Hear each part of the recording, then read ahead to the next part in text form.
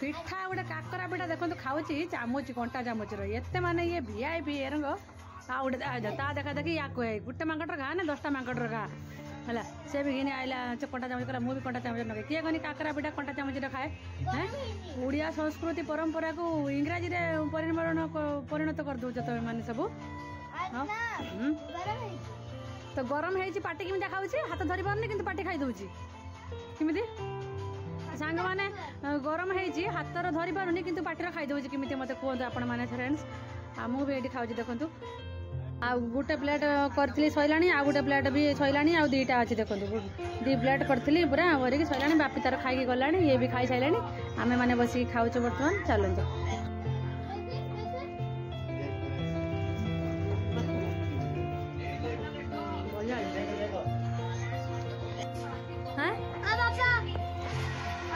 पिठा केमती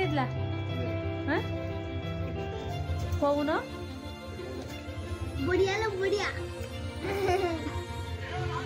फ्रेंड्स पिठा खाई देकी जाइए परिया आने देखो मो कौन आनी यहाँ हूँ गयाकोली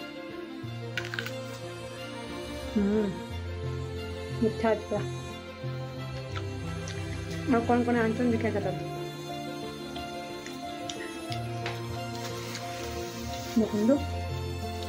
गयाकोली मुझे रखी दीजिए ना पिला मैंने आसिले तो एकाथर कर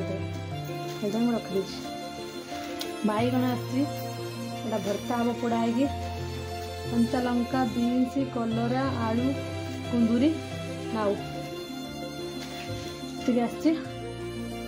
चलो